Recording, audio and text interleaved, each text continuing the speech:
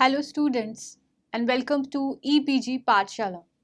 I am Dr. Pooja Malhotra from Dyal Singh College, Karnal, and today we are going to talk on module Globalization and Management from the paper Principles and Practices of Management. The learning outcomes from this module will be to understand the concept and origin of globalization, to understand the driving forces of globalization, and to describe the impact of globalization on management and strategies to adapt to globalization challenges. Let's talk about globalization.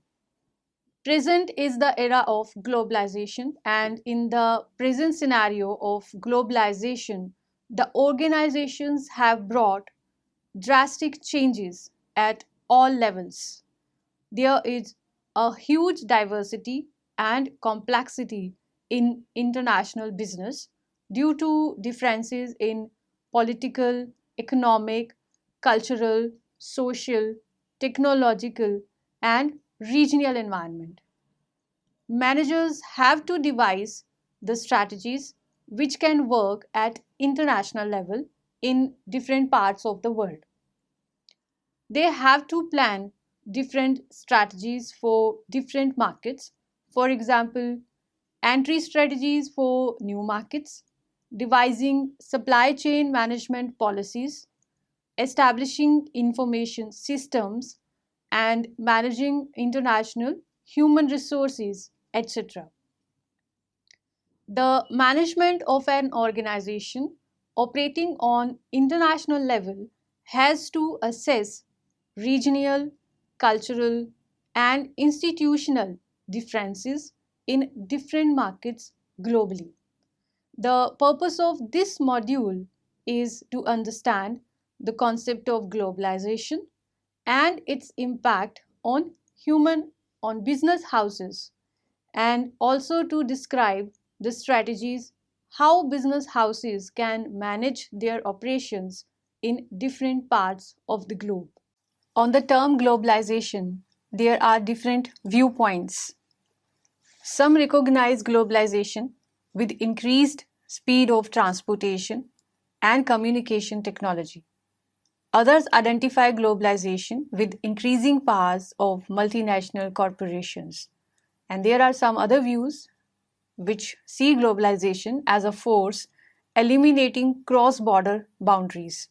So, in simple terms, we can say that globalization includes accelerating amounts of cross border trade, and with the advancements in telecommunications technology and transportation, reducing the distances between nations. Globalization can better be described as a process by which the world economies are unified into a single entity and all work together. The process includes the integration of economic, technological, socio-cultural, and political forces. Further, globalization facilitates movement of goods, services, people, capital, and technology, etc., across borders. Let's talk about the origin of globalization. Globalization is seemed to be started some way back in the 19th century. As per many analysts, there are four phases of globalization. In about 1880, the first phase gained momentum because of automation and improvements in transportation that enabled trustworthy long distance trade. In the late 1800s, telegraph and telephone communication facilitated transfer of information, which many firms found to be very useful in managing their supply chains. Phase 2 peaked in the first decades of the 20th century when territories under the control of European colonial powers were observed as sites to establish multinational subsidiaries. During this period, American corporations started expanding their operations into profitable European markets. This phase is supposed to have ended with the economic crash in 1929, which resulted in a global depression, and many governments moved to inward looking policies. During the third phase, tariff barriers were lowered, and there was a consequential increase in international trade after the end of World War II. The individuals, particularly in the richer economies, became wealthier, and this led to high demand for consumer goods. As USA was the largest and the least war damaged economy after 1945, hence it became the most leading power in terms of globalization. The fourth and the final phase started with two of main changes that are first the changes in technology, that is the widespread availability of the personal computer and the increasing use of internet or world wide web and mobile communications and the robotics developments used in the automation of production, etc. These factors not only affected manufacturing industry but also the service sector like banking and tourism have also benefited from these changes. Distance is no longer an issue.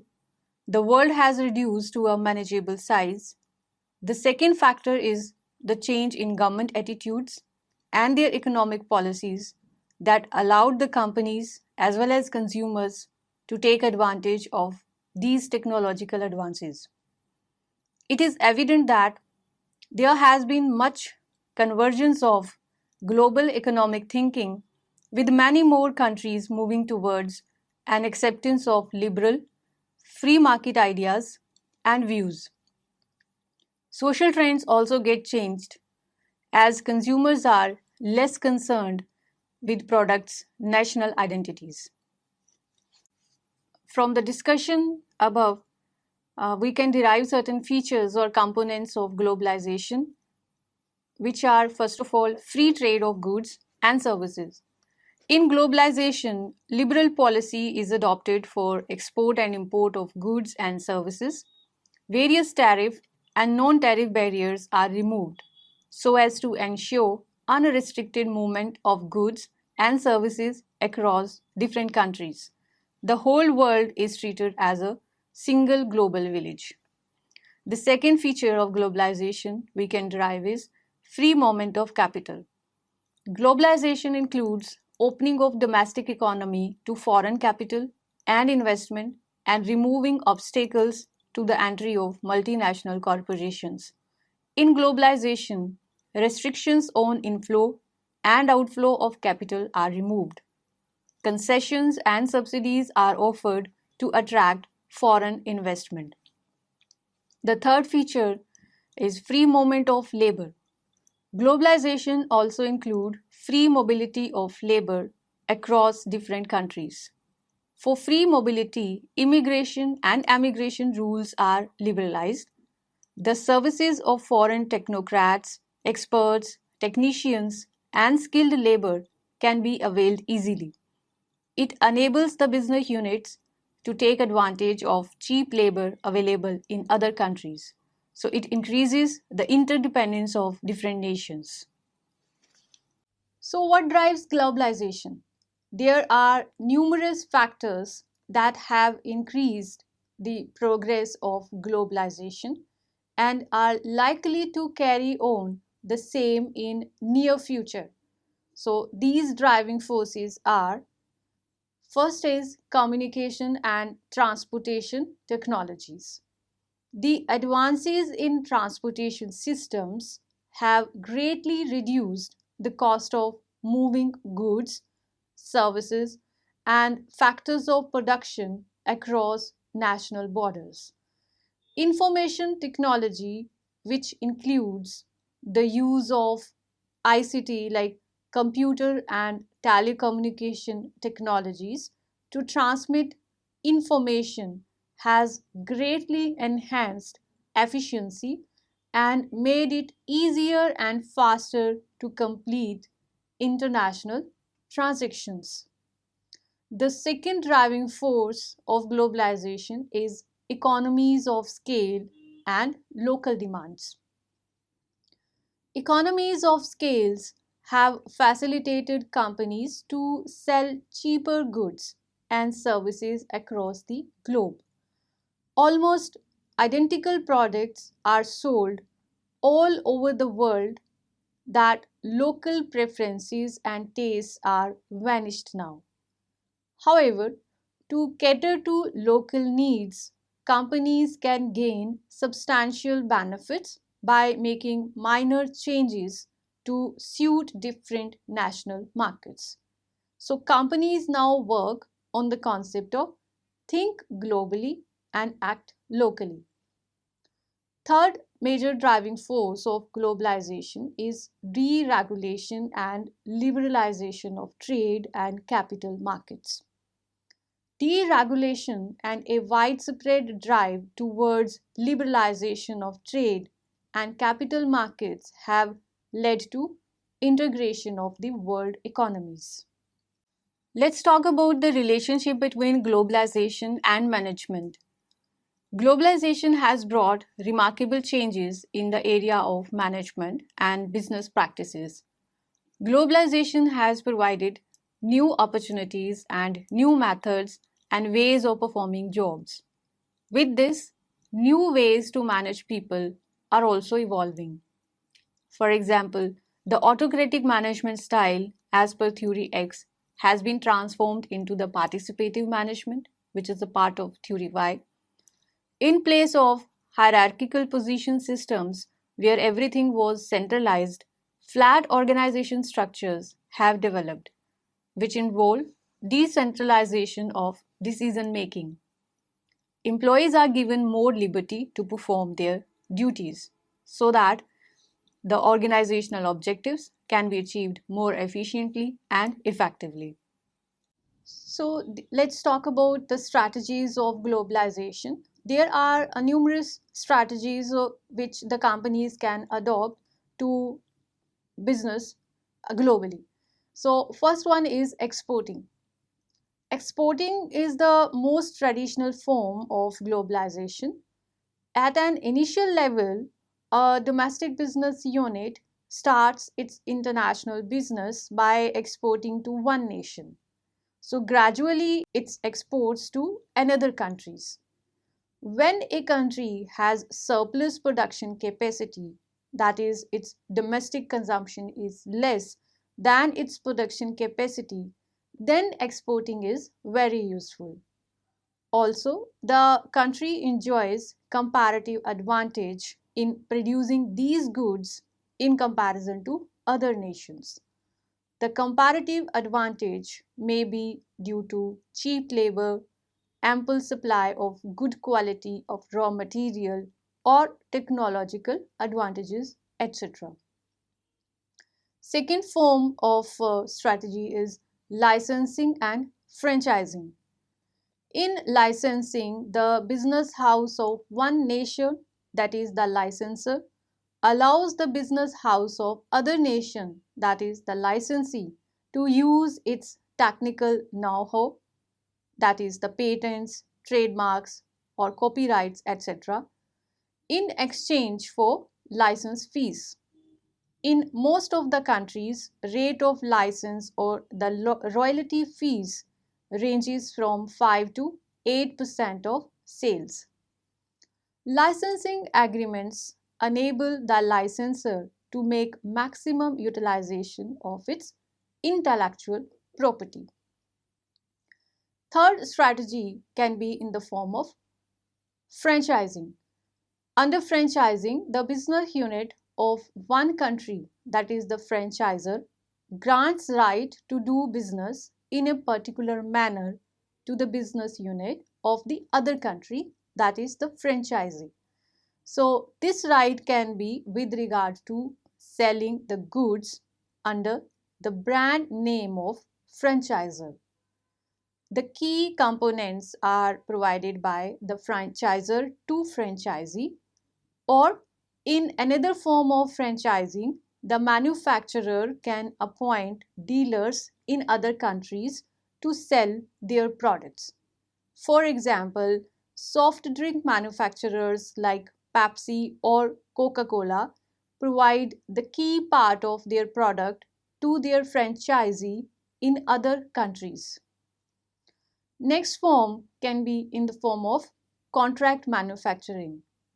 In this agreement, business unit of one country agrees to allow the manufacturers of other countries to manufacture the goods at their own, but the right to market these goods is retained by the parent foreign enterprise.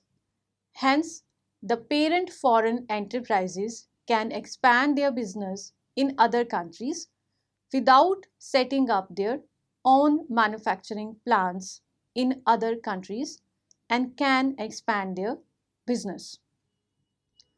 Joint ventures. It is a common form of entry into foreign market.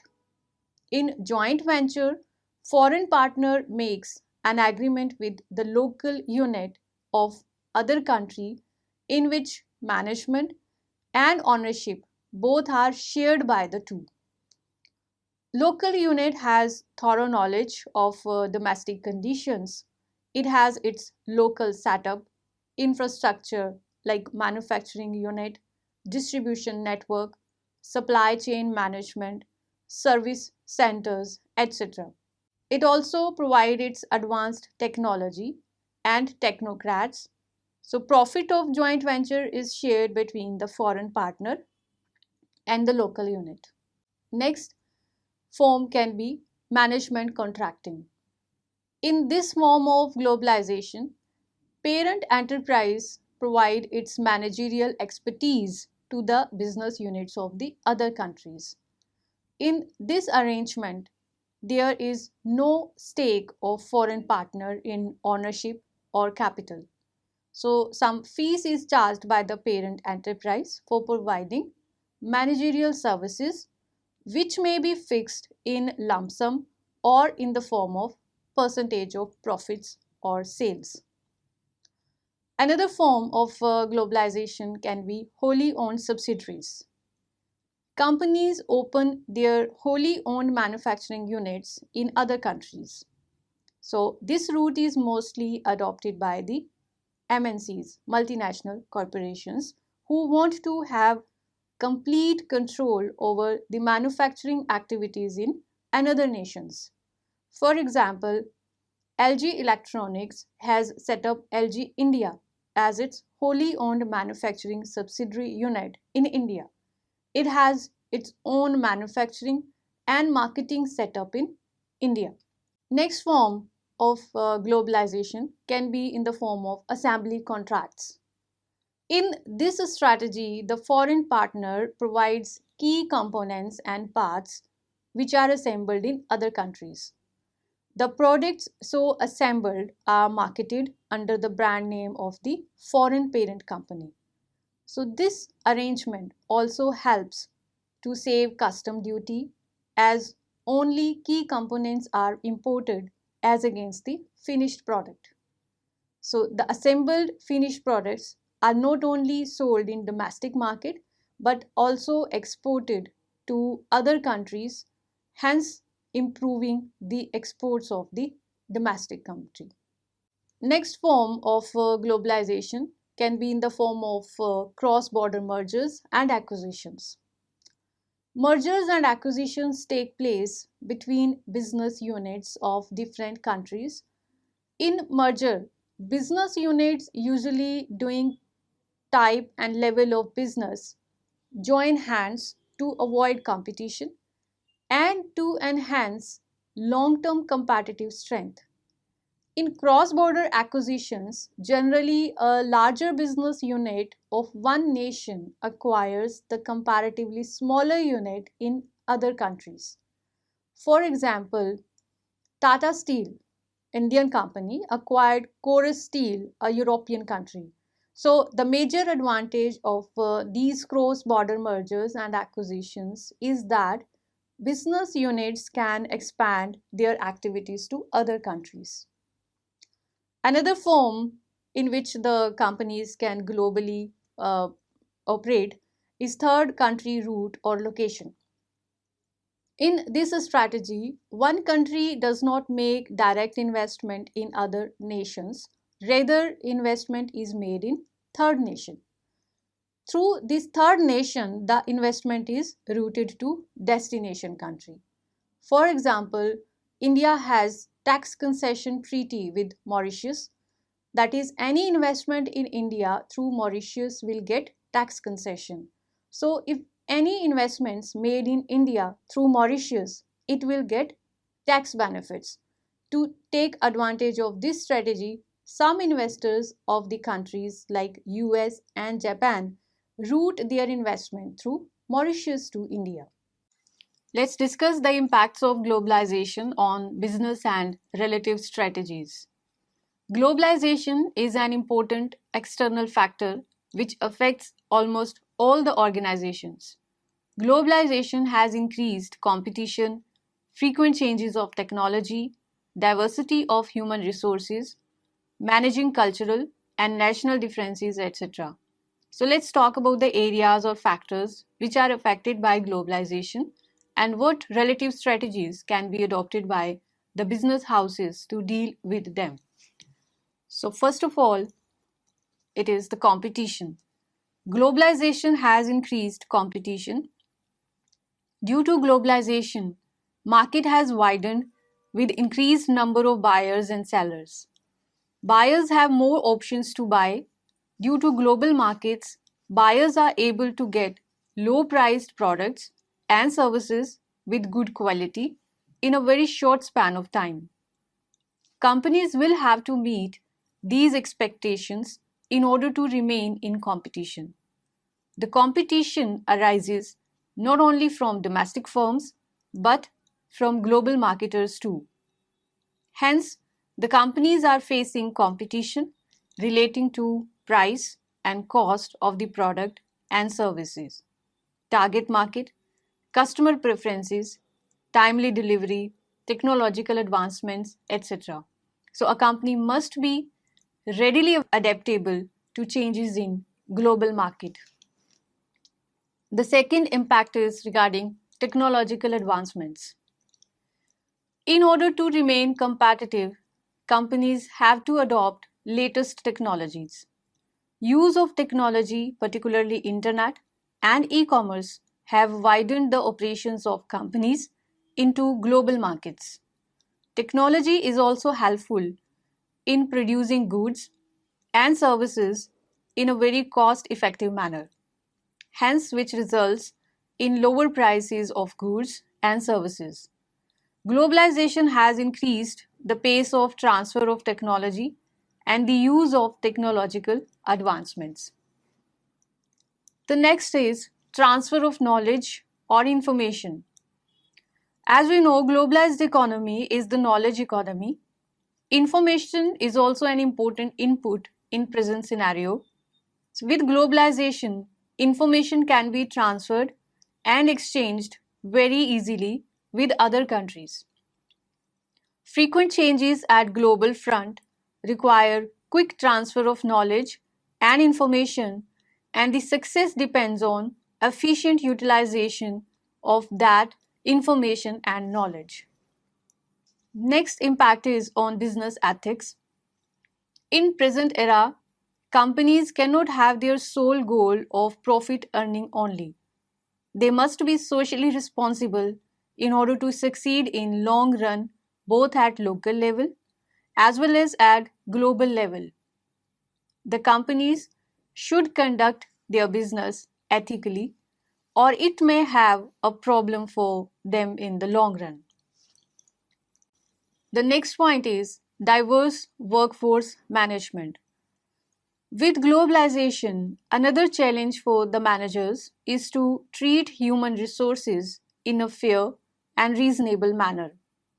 Globalization has changed the age, gender, religion, race, traditions, and socio-economic background of the employees, in view of which the managers must develop such human resource practices and procedures that are fair and equitable and do not distinguish between any employee of the company. Next factor is innovation. To succeed in globalized economy, company must be innovative.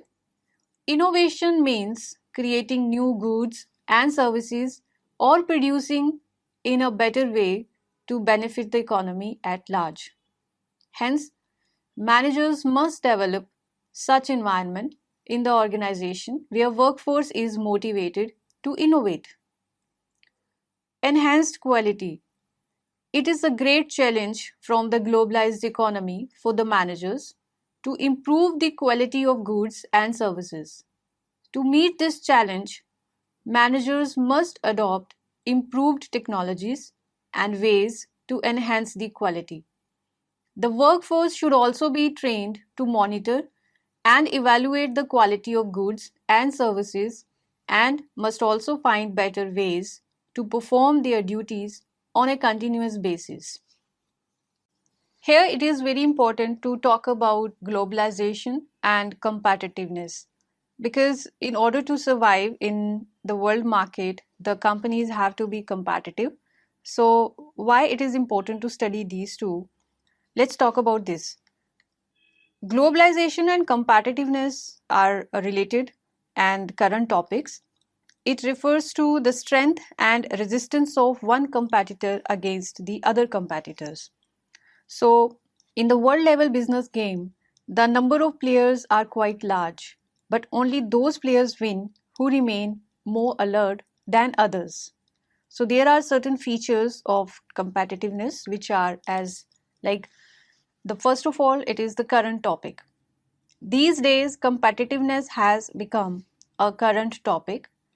Everyone related to business is getting attracted towards it. The businessmen who are neglecting it are lagging behind in competition.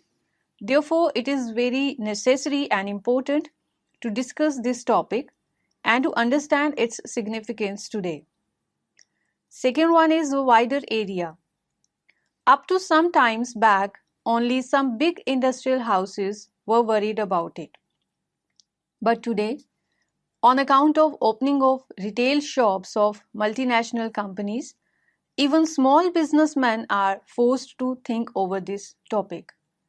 Walmart stores are its good example. Thus, if small businessmen do not think about it, their downfall is inevitable. Next point is special importance of quality. The only way out of success in the competition is good quality and consumer service. The earlier a businessman adopts it, the sooner he succeeds in the competition. Relative standing. The basis of competition is relative standing. It means comparing one competitor with the other competitors. If that competitor has left the other competitors behind, he will be regarded as having relative standing.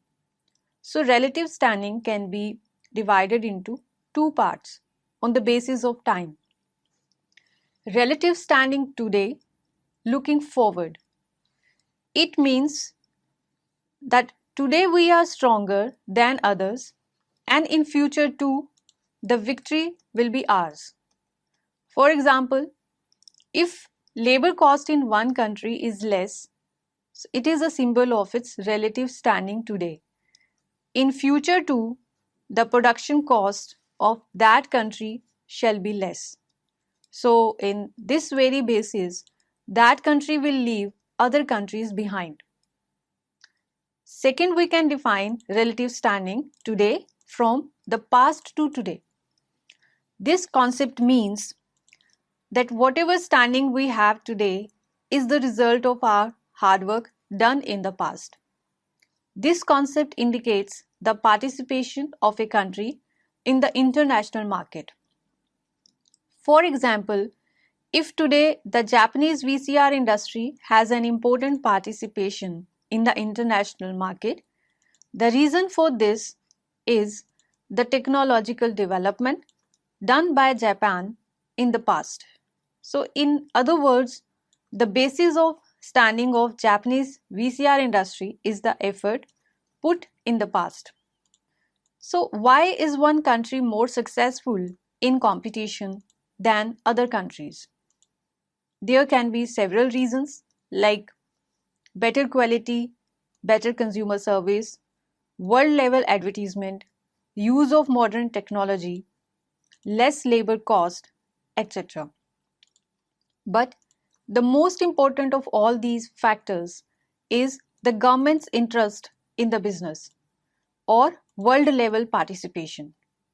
So companies of that country will only succeed in the competition, the government of which will take interest in globalization.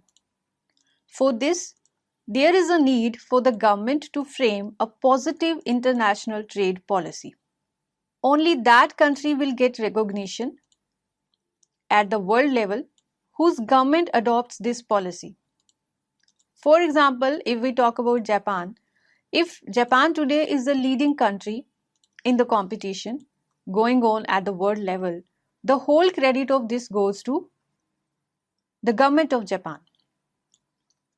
At first, the government of Japan provided full facilities to the businessmen within the country and then made all possible opportunities available to them for going out of the national border. On the other hand, the American government lagged behind in this respect. They did not respond positively to globalization, so it resulted in America's lagging behind in the race and Japan became a leading country. So the government of a country can make so many efforts to maintain its competitiveness, which includes like liberalization. It means lessening of different unnecessary bans and controls imposed by the government on the business units. So under this policy, the procedures are simplified and the administrative formalities are minimized. Next effort the government which can do is multilateral trade agreements. Earlier, the foreign trade was based on the bilateral agreements. This business was translated only between the two countries. But now, on account of establishment of various international organizations like World Organization WTO, multilateral trade agreements are taking place. So these agreements are made between so many countries. So this increases the interdependence of different countries and they come closer to one another. Sufficient resources. To expand business at the international level, it is necessary that it should have sufficient resources. The main resources are like finance, efficient management, latest technology, popular brand, marketing facilities, efficient human resources, etc. In the absence of these resources, it is not possible to expand the business at the world level. So government plays an important role in the realization of these resources. Then we can have improvement in transportation. For international trade, high-level transportation facilities are very necessary. In the recent few years, transportation facilities have improved a lot. Now, it has become very easy to transport goods from one place to another on account of the improvement in transportation facility by air and the developments in seaports, etc. Transportation cost has also reduced a lot. Next effort which can be done is improvement in information and communication technology, that is ICT. So in the recent few years, there has been an improvement in information communication technology. The development of internet has facilitated the exchange of information between different countries. We can also have the experience of other countries. In recent 2-3 decades, it has been seen that the speed of economic development of some countries like Russia, Eastern Europe, and Eastern Germany has slowed down. The main reason for this is that these countries have paid no attention to globalization. On the other hand, the countries like Korea, Thailand, Hong Kong, and Singapore have touched the height of economic development by adopting globalization and reached the high level of economic development. Inspired by success achieved by these countries through globalization, Indian and other countries also have adopted globalization. Governments should also have their approach of global level. So they should be aware of the strategies of globalization, and for this they should put in the best of their efforts. Last but not the least, the government should also do efforts for export promotions. For participation in international business, sufficient exports of export promotion should be made. To these efforts, we can add like concessional loans and tax exemptions and many incentives which can be given to the exporters. So students, let us summarize what we have learned in this module. In present era, the world has become a global village. The advancements of technology in communication and transportation have made possible the easy movement of goods, services, technology, information, and people, etc. Globalization has also provided challenges for the management operating at global level. Companies have to adapt and devise strategies to compete and succeed at the international level. Some of the challenges which are brought by globalization are building competitive advantage, updated knowledge and information about the markets, maintaining ethical standards, remaining innovative, using latest technologies, managing a diverse workforce, and maintaining quality of products and services, etc.